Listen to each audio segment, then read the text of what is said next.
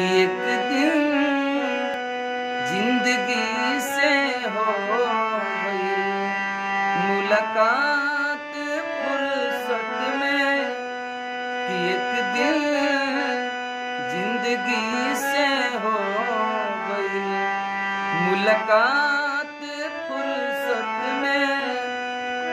तो पूछ लिहनी असलियत के सवालात फुर्सत में।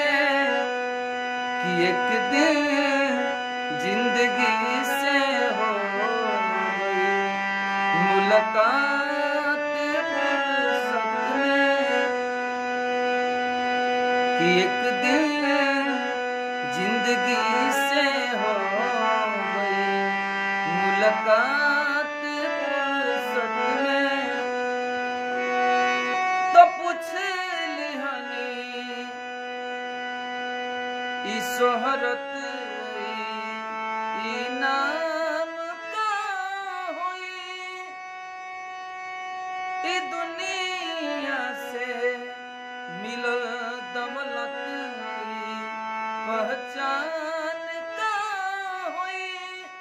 ई दुनिया से मिलल दौलत पहचान का हुई।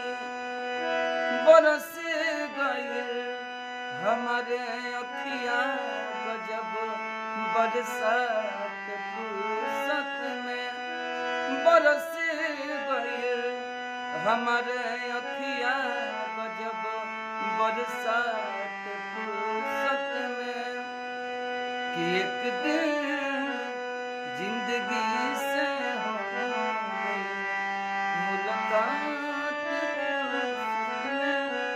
कि एक दिन जिंदगी से हो गई मुलाकात फुर्सत में। धन्यवाद।